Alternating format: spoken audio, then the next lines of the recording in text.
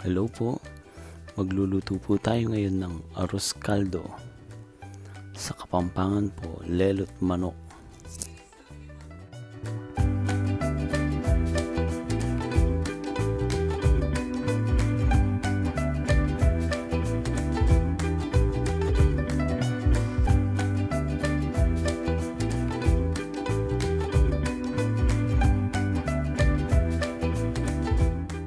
Kung di pa po kayo nakakapag-subscribe sa channel ko, mag-subscribe na po kayo.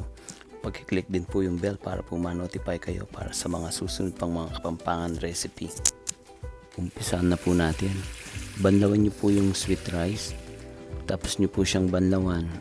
Ibabad nyo siya sa tubig habang nagigisa tayo. Umpisahan na po natin. Unahin po natin yung bawang.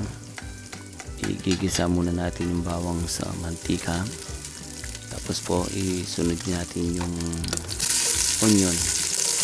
Tapos lutuin niyo po yung onion hanggang sa medyo mag-brown yung kulay niya. Tapos ilalagay na po natin yung ginger para po masama sa ating panggigisa.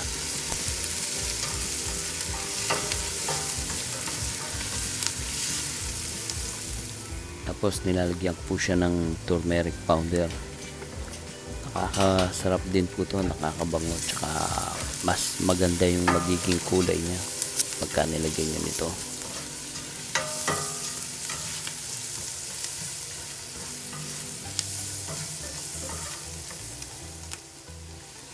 Tapos ilalagay na po natin yung ating patis. So hayaan nyo lang po siyang kumulo bago natin nilagay yung chicken.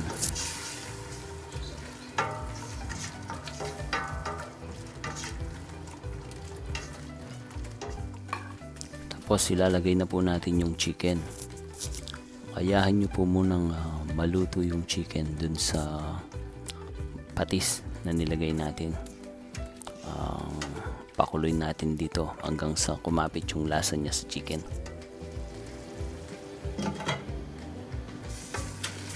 Tapos lagyan nyo na po siya ng paminta or yung ground pepper. Tapos haluin nyo lang po.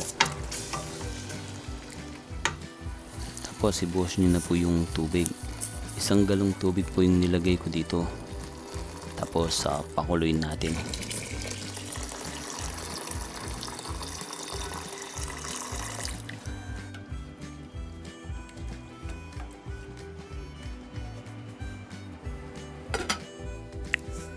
Pagka kumulo na po, pwede na natin lagay yung ating asin.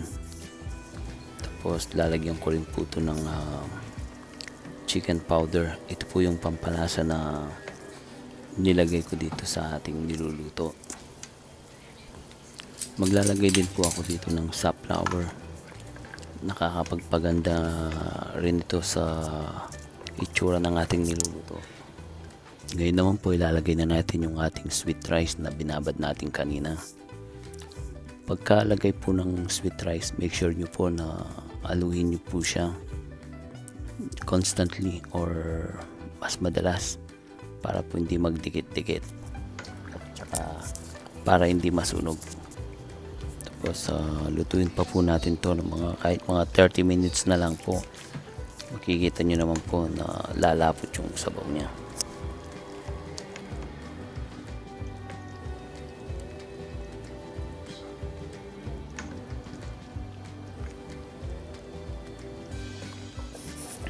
Pagka ganito na po yung itsura niya, medyo malapit na po ito. Mapapansin nyo po na lumalapot na siya. Tsaka huwag nyo pong intayin na matuyo siya. Pag lumamig po ito, lalapot pa siya. Sana po matry nyo itong version ko ng arroz caldo. Napakasarap po nito at napakadali pang lutuhin. Kahit dito po sa US, magandang business po ito. Maraming mga nag-o-order.